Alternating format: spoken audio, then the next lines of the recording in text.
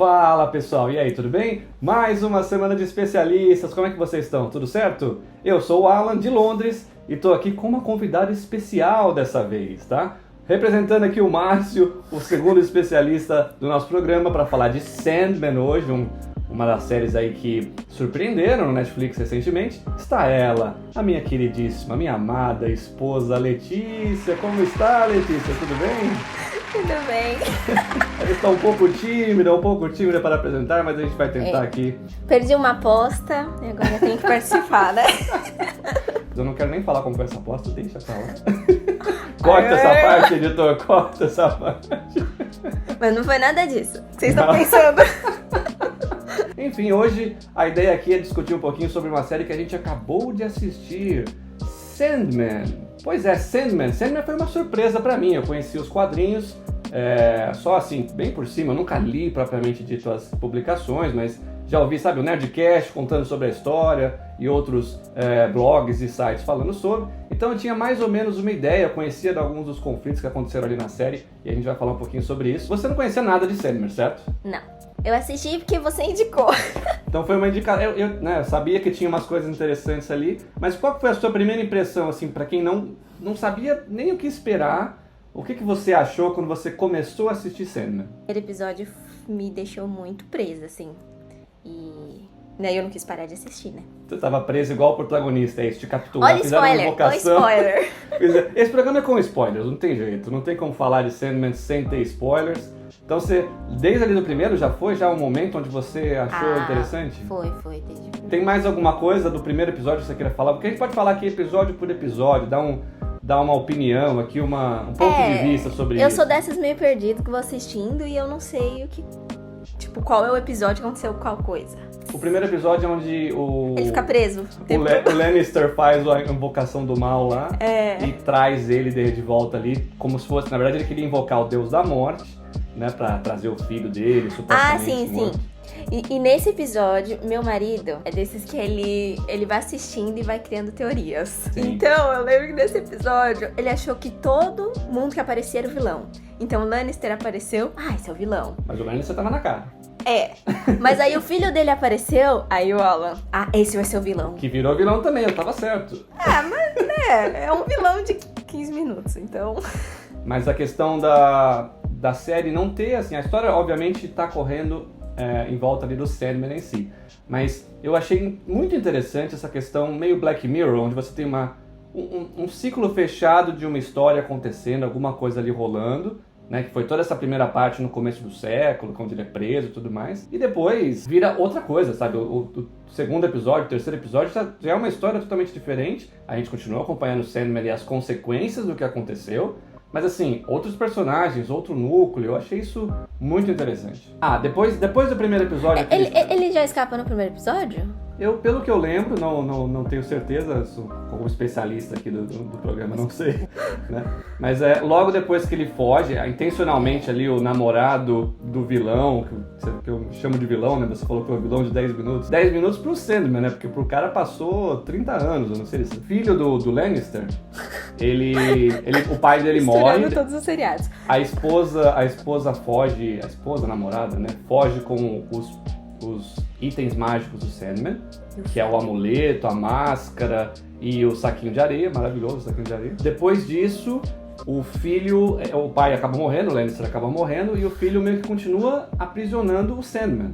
E aí passa, acho que 30, 40 anos, eu não lembro, porque lembra, na série ele tem esse encontro amoroso ali com um dos funcionários da casa, acabam virando um casal, né? E eles ficam lá junto um tempo, passa um tempo e de repente já estão velhinhos. E aí o marido dele, do filho do vilão, do Lannister, ele de propósito passa ali a roda da cadeira de rodas no pentagrama que tinha no chão e o Sandman volta a ter os poderes, ele possui o guarda e faz o guarda atirar no domo onde ele estava e ele consegue se libertar. Então acho que, se eu não me engano, é tudo no primeiro episódio, ou no máximo no segundo. E é um dilema, assim, porque a primeira vez que eu vi o filho do Lannister, você acha que ele é uma boa pessoa. E aí ele mantém o Sandman preso. E aí eu começo a pensar que ele não é tão bom, né? Mostra um pouco da humanidade, né? Ele, pelo menos eu entendi, eu não sei se eu tô certo, se foi só uma percepção minha, mas na questão ali específica, ele tava com medo de ser ele tava atacado. agindo por medo mesmo. Então né? eu vou deixar o cara aqui. Eu acho que eu faria a mesma coisa.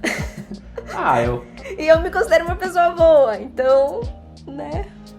Eu acho que eu seria mais ou menos como foi o namorado dele, que é, a partir de um certo momento, você já tá com uma certa idade, falar, deixa eu soltar, porque se a partir de agora acontecer alguma coisa, pelo menos eu já vivi minha Mas vida. eu acho que o esposo deve ter se arrependido, né? Porque depois o filho do Lannister ficar sofrendo eternamente. Sim, ele fica... Eu, como esposo, teria ficado, como fala? Vendida de ter soltado, sei lá. Legal, é porque assim, você pensa que é um deus, e aí eu sempre pensei que ele ia ter atitudes boas, mas nem sempre, né? Porque...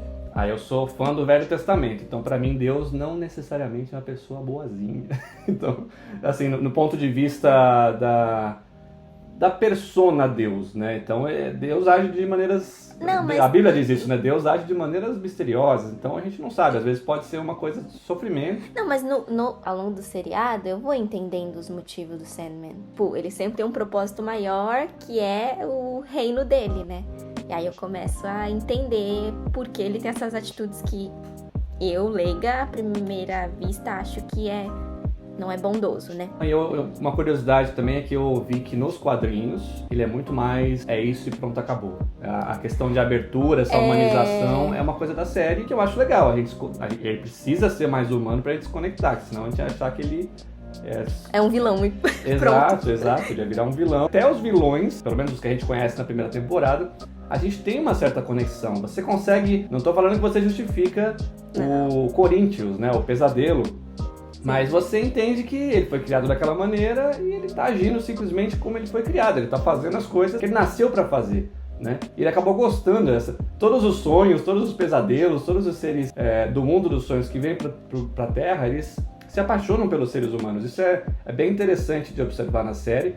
Então, todos eles acabaram sendo tentados pelo mundo dos seres humanos e querendo ficar mais ou trazer, digamos, a sua experiência, seja ruim como pesadelo, pra cá. Mas eles têm essa ligação, esse bonding, né, com o mundo dos seres humanos. Eu achei isso bem interessante.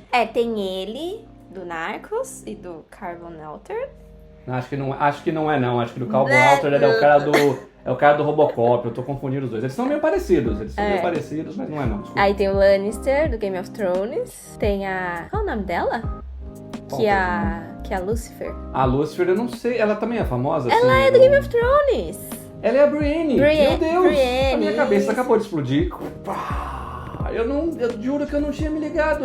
Juro, é verdade. É sem sacanagem. Não é sensacionalismo. Ela é a Brienne, cara. Ela é Brienne, quem mais? Caraca. Aí tem pra mim é o do Harry Potter, o Lupin, professor Lupin. Sim, ele é o lobisomem do Harry Potter. Ele conseguiu os objetos, eu não lembro, me lembre agora, por favor. Ele consegue os objetos antes desse episódio que ele conversa com a irmã dele? Ou ele ainda tá procurando os objetos? Sim. Porque depois que ele encontra os objetos, ele sente aquele vazio e vai pro parque dar pão pros pombos. É verdade. Então ele já tinha conseguido. Tamo junto, Sandman, dando pão pros pombinhos e pros patinhos. Eu achei que ia ser o seriado inteiro sobre isso, mas foram 3 episódios? Sei lá. É verdade. Resolveu muito rápido, realmente. Eu também achei muito estranho isso, né? A gente tava esperando que isso ia andar. Eu achei legal isso, interessante. O objetivo do seriado não ser o seriado inteiro, né? É uma quebra de expectativa, né? Na minha opinião. Sim. A gente tava assim, tá bom, vai ser a história desse cara, vai ter aquela enrolação que a gente tá acostumado. E não, encontrou, resolveu, tá tudo certo. A gente se sente igual ele um pouquinho, assim. Sentado no banco pensando, tá bom, e agora? E agora? O que pode acontecer nesse seriado? Realmente. São 10 episódios. Tô tentando aqui resumir, fazer um programa curto, mas não dá. Esse programa vai ser longo, né? Porque, vamos na cronologia das coisas. Ele começa a procurar os amuletos dele. É o amuleto, a máscara e o grão de areia. O grão de areia é o primeiro que ele acha, né? É, com a Constantine. Que assim que ela apareceu, a gente achou que ia ser par amoroso. E foi outra quebra de expectativa. É verdade. Né? Rola uma tensão ali, acho que proposital, mas... Que bom que não foi. Ele é um deus meio andrógeno, na minha opinião, então acho que não... Apesar de ele ter tido um caso com a Nada, né? Até um arco mais pra frente. Aparece nessa parte posterior. Mas A primeira parte realmente você está certo. Constantine, eu tinha a ordem é muito. A Constantine, que é uma adaptação, é uma mudança, porque nos quadrinhos era o Constantine, não do Keanu Reeves também, né? O mesmo personagem, mas é o Constantine da obra da DC, né? Não é a Constantine, mas eles fizeram essa troca. Hoje em dia, uma adaptação que não mudou a essência do personagem, tá tudo certo, acho que funcionou. Nós que moramos em Londres, quando a gente vê a cena dela, que foi filmada em Greenwich, pra gente era o nosso antigo bairro, foi uma coisa bem legal de ver, né? Na verdade, a gente se acha assim, olha aqui, eu tava passando aqui, rapaz, fiz uma caminhada, um Cooper aqui semana passada, então é realmente muito, muito emocionante pra gente ver. Essas coisas ainda são muito legais de perceber nas obras cinematográficas e tudo mais. Mas aí ele consegue essa areia, que é a Constantine vacilo, deixou na casa da ex-namorada, e a mulher, com a saudade da namorada, ficou lá segurando aquela areia, que tinha o poder do sonho, e ficou eternamente sonhando até definhar na cama. Aconteceu isso, né? Então, é bem sinistro. Tem momentos sinistros nessa série, se a gente parar pra pensar. Tem a cena que a gente vai falar mais pra frente, que é o do bebê sendo levado pela irmã dele. É uma coisa forte, se você tiver assim, mais sensível, se é uma pessoa sensível pra esse tipo de assunto mais filosófico, pega na veia ali, bem interessante. A máscara é o segundo elemento, que foi trocado por essa mulher do Lannister, que roubou tudo dele, fugiu com um filho, né? Tava grávida. E aí, bem Game of Thrones isso pra falar a verdade, né? E aí ela trocou essa máscara com um demônio por um amuleto de proteção. Então verdade. Ela tinha um amuleto que qualquer bicho que viesse atrás dela pra machucá-la... Não só bicho, né? Até humanos, eu acho. É verdade. Depois acontece com humanos. Qualquer ser que fosse machucá-la ou atacá-la, automaticamente o amuleto agia e fazia ali mandava a pessoa, matava a pessoa, mandava pro inferno, mandava pra onde ela surgiu e etc. Acontece isso com o Corinthians. E o Corinthians vai pro mundo dos sonhos, brevemente. Conversa com da biblioteca, depois volta pro mundo humano, porque o Sandman tá lá, tá passeando, e não consegue nada resolver isso. É um arco que, pra mim, funcionou muito legal. Com a Brienne agora, que minha cabeça realmente ainda tá... Aí teve, pra mim, a parte mais legal, que é a luta, a batalha entre a... Gente, a gente fica falando o nome errado de todos os personagens, desculpa. Não, a Brienne e o Robert Smith do Tequila. São eles brigando no inferno. Não sabendo nada de Sandman, nem sei se o título. A luta deles, pra mim, foi genial. Eu tava esperando porradaria e sangue. A gente pensa no filme da Marvel, né? A gente fala, nossa, o Sandman vai sair voando, e aí vai vir raio do céu, e vai vir não sei o que lá, o exército, um monte de demônio atacando ele. Não. Foi uma batalha intelectual, né? Com conceitos. Isso aí é uma coisa, né, que acontece assim às vezes de brincadeira. É um super trunfo, né? Você fala uma coisa, a pessoa tem que falar uma coisa que é mais poderosa. Super trunfo. E essa discussão é o super trunfo do inferno, né, que aconteceu ali. E é muito bonito o final. A resolução é maravilhosa, porque apesar desse termo antimatéria, é uma coisa meio, né, estranha assim, mas Lucifer eles estão lá naquela escalada, começa como um touro, aí começa como um caçador, e aí vai pra bactéria, vai subindo de uma maneira maluca, e aí chega na antimatéria. O Lucifer fala, eu sou a antimatéria, nada existe, a partir daqui acabou. E aí, lindamente, o Sandman, né, se levanta com aquela música, com aquela coisa emocionante, e fala que ele é a esperança, tá? A vontade, a energia que faz aí o universo se mover, e que é a força única para qualquer tipo de vida, para qualquer tipo de ação que aconteça no universo. A esperança pode ser essa fagulha, né, que inicia tudo. Então, é realmente muito bonito ali. Tem esse embate visualmente ali acontecendo. A luta, o que está acontecendo nessa metáfora que eles estão falando, eles são tão poderosos que o que eles falam refletem ali como ataques físicos no corpo da outra entidade, né? Então, um vai falando uma coisa e o outro vai sentindo o veneno. É muito legal, assim, é muito emocionante. Achei muito bom. Né? E o Sandman consegue ganhar e sair, mas... Ganhou do mais poderoso. Mas o Lucifer ficou meio abaladinho. Né? Não vai deixar passar barato? Passar batido? Não vai passar batido. E tenho certeza que o Lucifer vai voltar em algum momento. Porque até no final, né? Acontece uma ceninha. Eu acho que a próxima temporada é mais os dois. O que eu ouvi falar... Dá a entender. O que eu ouvi falar é que tem tanto material que dá pra rolar umas 4, 5 temporadas aí, tranquilo. Conhecendo a Netflix... vai querer fazer dinheiro, né? Dá aquela esticada, né? Então... mas a Batalha do Inferno, sensacional. Foi muito boa. O Sandman volta com o capaceta dele, que ele não usou mais, né? Não sei pra quê. É o mais inútil dos três. Ele pegou ali, bacana, legal, e nada aconteceu. O capacete, mas tudo bem. E aí tem o episódio do amuleto, né? O último item, ele já tinha a areia do Constantine, o capacete do demônio, de um dos demônios, né? E a pedra onde tinha o poder dele. E aí tinha o filho dessa mulher toda aí, que eu não lembro do nome de novo. Né? Muitos nomes, gente, é difícil lembrar muito nome, ia ser complicado. Mas esse personagem tem a pedra, que tem os poderes de Sandman, e que basicamente essa pedra faz o seu sonho se tornar realidade. Então ele consegue manipular ali a realidade, alterar a realidade em alguma escala para manipular as pessoas. Então, e esse cara era meio doidinho, ele foi preso, né, a maior parte da vida. A mãe era super protetora, com medo do Sandman aparecer, capturar o filho dela ou matar eles, alguma coisa do tipo. Ela acabou estragando o garoto, né, esse que aconteceu. E fica essa tensão, ele ganha esse amuleto de proteção da mãe, consegue sair na rua, uma carona aleatória ali com uma mulher que ajuda ele de bom coração, coitada dela, passou um perrengue, né?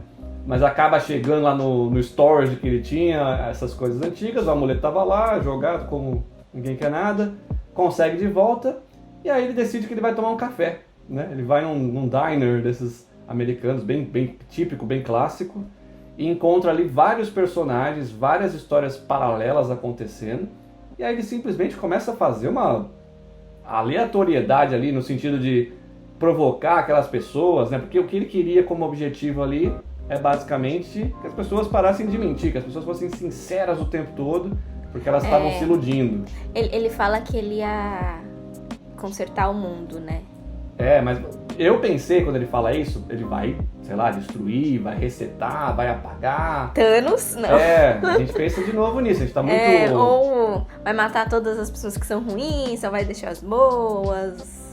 Mas não, como ele é meio louco, né?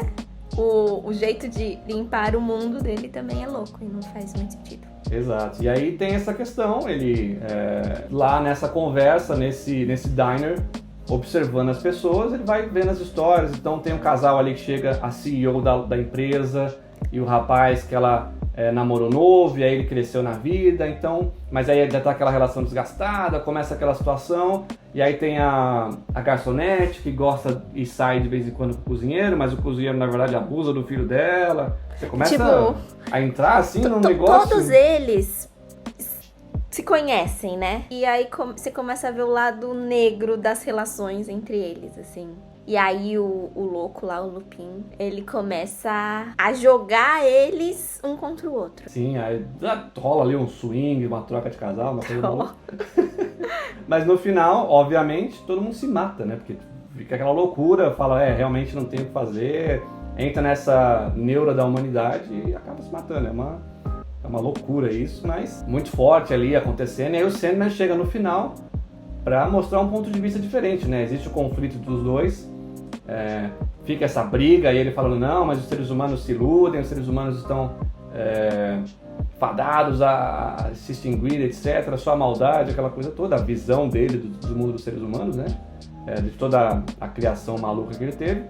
E aí o Sandman mostra que, na verdade, não. Na verdade, os sonhos, né, e os poderes que ele tem estão ali para alimentar a esperança. Então, ele pega o mesmo casal, né, e fala, olha, esse casal aqui, na verdade, o sonho deles é que ele seja uma pessoa melhor, é que ela tenha uma vida melhor e ajude as pessoas e tudo mais. Então, tem um desdobramento ali no final bem interessante, bem positivo, apesar de todo mundo ter morrido, eu acho, né?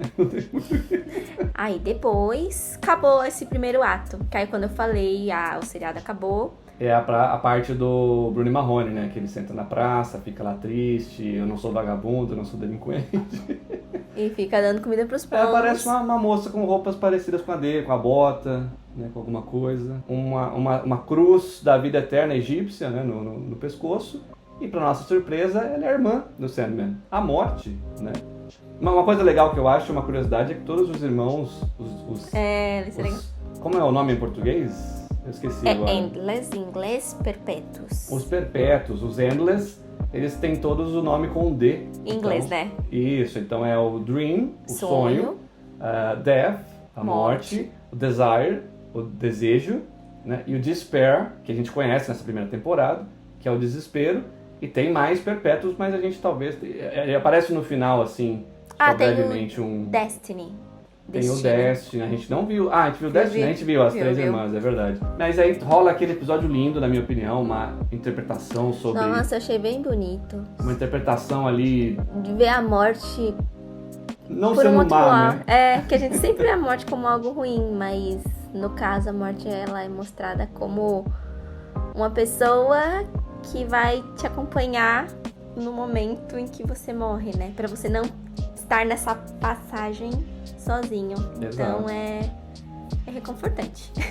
E pega um pouco, né, você vê os primeiros momentos ali que ela chega e começa a levar as pessoas. E aí começa a levar pessoas que você fala, não, mas peraí, tá indo um pouquinho demais, leva um bebê. O bebê recém-nascido. E o Sandman acompanhando a irmã, trabalhando ali e observando, e eles tentando... filosofando, né, sobre o propósito da vida deles de Endless, de perpétuos, né? É muito legal. Eu acho que é um dos mais tocantes, bonitos, assim, de ver. Realmente é bem legal de acompanhar. Aí... A treta continua com o Corinthians, né? O Corinthians é o vilão dessa temporada. Sim. Ah, é verdade. Então rola um spoilerzinho, não spoiler, né? Mas rola assim, ó, na verdade quem tava aí por trás de tudo isso é a Lady Gaga, quer dizer, é o Desire. Sacanagem isso. Mas não é a Lady Gaga? Igualzinho. É o Desire, né? O irmão, um dos Perpétuos também, um dos Endless ali. Que quer sacanear o Sandman, aparentemente. Eu não sei os motivos. Eu não entendi. Você entendeu os reais motivos do porquê que ela tá fazendo isso? Porque pra mim ela só não gosta. Sabe quando você não gosta daquele parente? Aí Santo não bateu, né? Você não gosta daquele parente, você quer dar aquela sacaneada. E ela meio que manipula a irmã gêmea dela, que é a Desespero.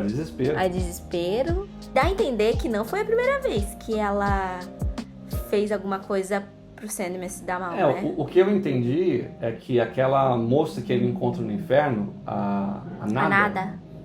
Na verdade, foi forjado ou causado pela Desespero. Então, aquela que ele fica batido ali com ela ali. Realmente, você vê que ele dá uma tremida ali na base quando ele vê ela, porque alguma coisa muito ruim aconteceu ali, que a gente talvez vá saber nos próximos episódios. Eu fiquei curiosa. Mas foi a obra do desespero ali. Foi uma primeira tentativa de começar uma guerra, talvez, porque ela fala, né? Eu quero ter sangue no final da série. Ela quer realmente, ou ela, ou ele, ou eles, não sei, mas quer a treta, quer acabar com o irmão, quer brigar, quer tapa na cara, né? Ela dá uma explicadinha, pensando bem. Ela fala que o Sandman acha que é muito mais importante do que todo mundo, né? Bom, mas o Dream né? Eu acho que é. É que ela não então. Não aguenta de inveja. Mas meio invejosa. E aí, aparece a vilã e aí ele começa a parte do Vortex. Sim, aí o Vortex é uma entidade, um ser que nem o Sandman sabe por que aparece, de tempos em tempos, que é uma pessoa que ela afina as camadas entre sonho e realidade, basicamente. Então, se uma pessoa, por exemplo, está sonhando e é atacada, né, ou ela tem uma relação sexual, por exemplo, ela pode ter as consequências disso no mundo real. Então, a amiga dela, por exemplo, que sonhava com o marido falecido, ela de repente está grávida no mundo real. E uma gravidez de 2 dias, né? Impressionante, assim, a barriga cresceu ali rapidinho. E acontece o mesmo com o Sandman, né? O Corinthians está lutando com o Sandman ali e o Vortex está próximo, com os poderes cada vez mais intensos. E aí, na facada, né? Aí talvez pudesse ter sido um pouco mais metafórico, né? Também. Mas o Corinthians literalmente pega um facão ali, dá uma facada no Sandman e ele se machuca. Então, a camada está fina. E esse Vortex, se não for destruído, ele vai acabar simplesmente com os 2 mundos, o mundo dos sonhos e, consequentemente, a realidade que nós vivemos, todos nós aqui, né? E eu achei interessante porque mostra lá no começo, é isso, né? A série pra mim é tipo aquela novela de 2 fases, que é meio estranha, Renascer, né? Que mostra assim, as coisas e tal. E aí a chance de ficar perdido na segunda parte é muito grande. Inicialmente não explica e você fica, como pode isso? Mas na verdade... Então o Vortex é na verdade o filho de um desses Endless agora, né? De certa forma. Um descendente, parte da família aí é o priminho do Sandman, né? E a treta tá declarada, né? Pode acontecer ruim. Tem toda essa correria, toda essa resolução de problemas. Uma coisa que não fica clara é o desejo foi atrás dessa mulher enquanto dormia porque já sabia que ia ser o Vortex, ou porque ele teve relações, ela virou Vortex, entendeu? O que eu entendi é que, assim, ele prendeu o Sandman. Ele foi o responsável por prender o Sandman. Ele fez o plano para que isso acontecesse. Então ele sabia que se ele fizesse alguma coisa do tipo, enquanto o sonho estivesse sem os poderes, ele causaria um vórtex. Ele é aquela pessoa que... Ele talvez seja mais esse personagem... A gente pensou que fosse o do primeiro arco, mas ele talvez seja mais esse personagem que queira acabar com o mundo, sabe? Que quer ir até as últimas consequências ali, o limite, passar do limite do que pode e do que não pode, e não tá nem aí se o mundo acabar, se o mundo continuar. Pra mim é isso, esse cara quer destruir tudo, quer dar porrada no Sandman, e não importa se o mundo acabar como consequência, tudo bem. Eu fiquei com a impressão que ele não quer acabar com o mundo, mas ele quer dominar o mundo. Tipo, talvez ele ser o único Endless. O único Endless. É. Pode ser, né? Mas ele não tem medo de qualquer maneira de ir além do que pode pra fazer isso acontecer. O Vortex ali no final, eu achei meio caído, tá? Vou ter que falar que eu achei meio caído. A menina que tem o poder do Vortex, que é filha dessa pessoa que dormiu... É neta. Que dormiu 70 anos, né? Acorda, desperta, tem os poderes, acontece tudo isso, e aí no final ela transfere os poderes pra avó, que conheceu há pouco tempo, e aí a avó que é destruída no lugar pra ela poder sobreviver. O que dá a entender é que a avó era um Vortex. Aí como ela tava dormindo, o Vortex deve ter passado pra mãe. E aí a mãe também morreu, passou pra neta, né? Não, é uma confusão um pouquinho. Aí essa parte pra mim ficou um pouco estranha, né? Mas eu achei que, apesar de tudo, eles falam isso, né? Curioso porque eles falam isso. Passa o poder pra ela. Como você vai passar? Você tá dentro de um sonho. Você pode fazer o que você quiser. Então ela imagina ali um coração de diamante, alguma coisa assim, como se fosse uma pedra com os poderes. E passa pra avó. A avó absorve aquilo e pronto, aí o Sandman, que tem a obrigação de matar um Vortex pro Vortex não destruir as paredes entre os mundos, acaba matando a avó e não a neta, né? Exato. E aí o dia acaba feliz, né? Então o Sandman fica felizão, resolveu essa treta aqui, consegue capturar o Corinthians de novo. Eu acho que o Corinthians volta, hein? A gente nem falou do Corinthians, mas ele tem a boquinha, os olhos de boquinha. Não, e o que é aquela Serial Convention? O poder do Corinthians, né? Ele é um Corinthians? Ele é um nightmare, ele é um pesadelo. Então o poder dele é influenciar, digamos, esse lado ruim das pessoas.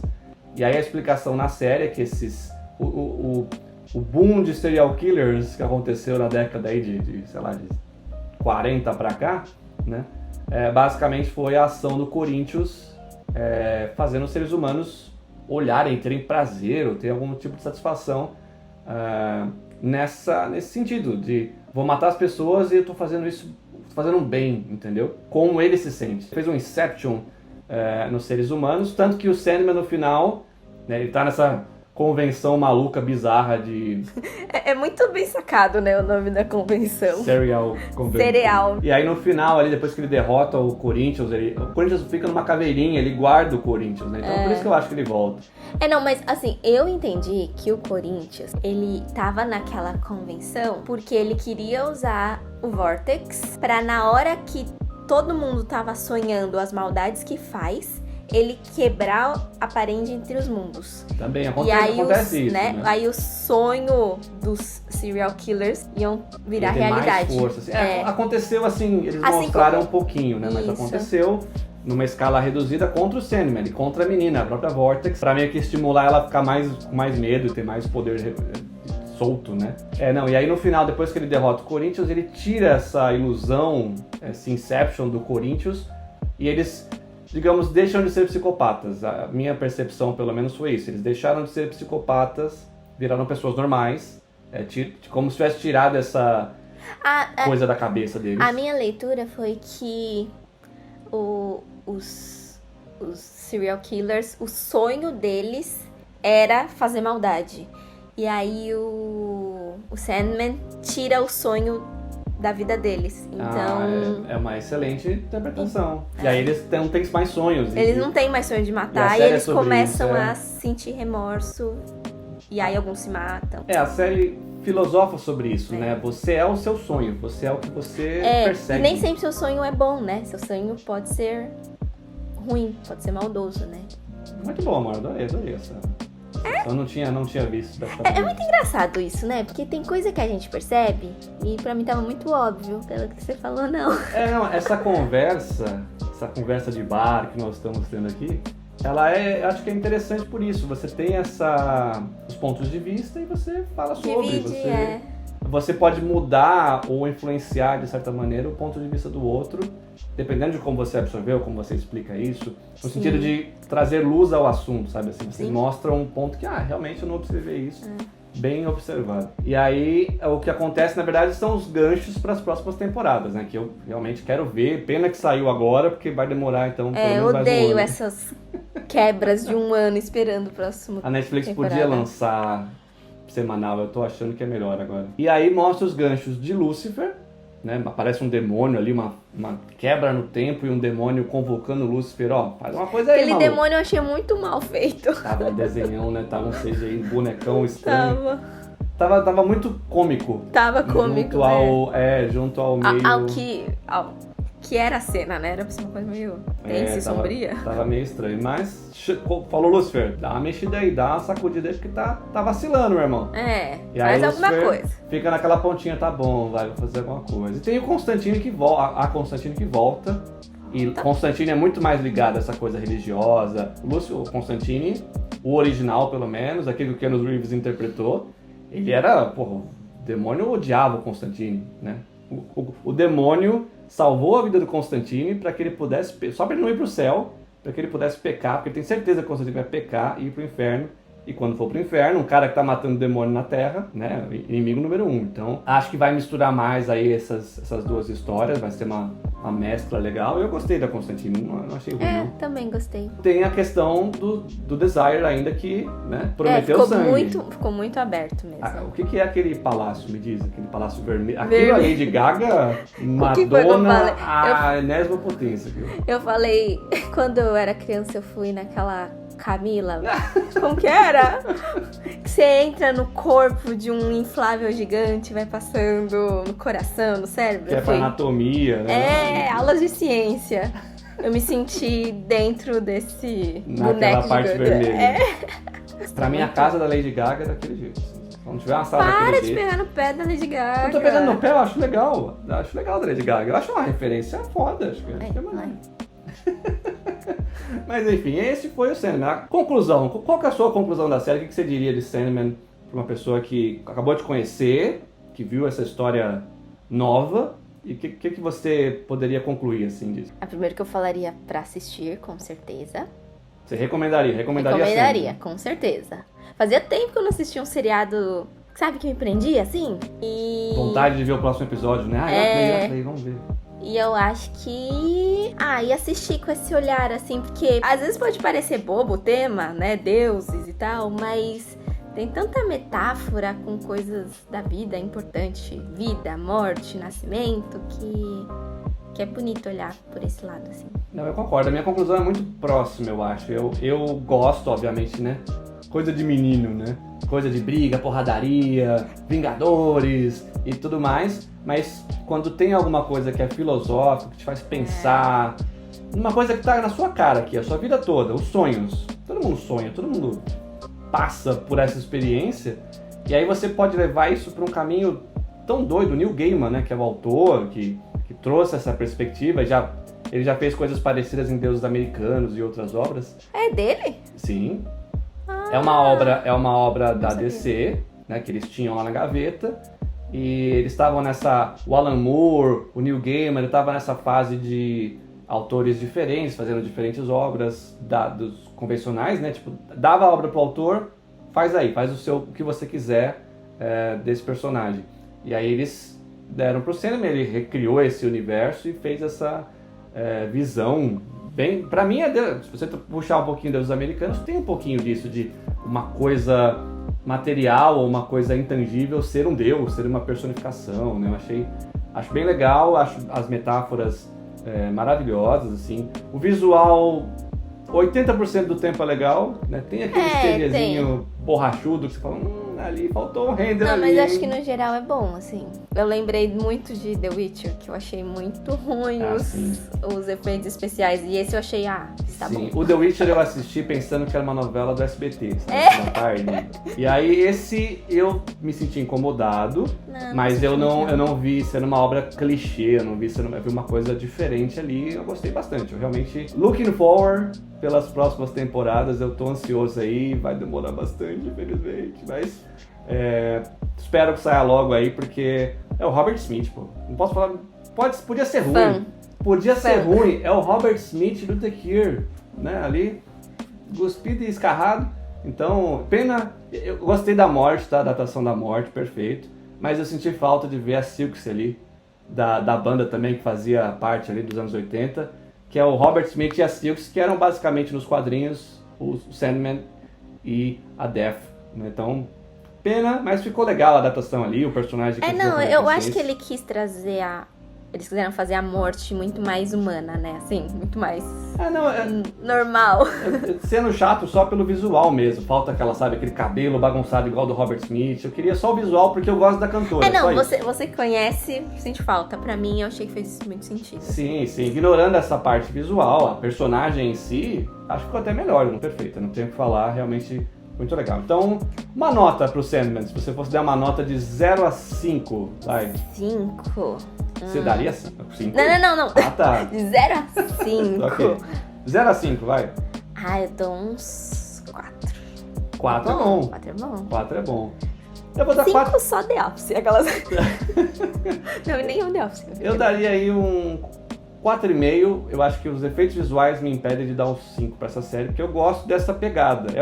Sabe o Inception, que muita gente reclamou na época, que você tá no mundo dos sonhos e não tem nada de fantasioso acontecer, né? Um cara com uma arma atirando no outro, correndo, fugindo.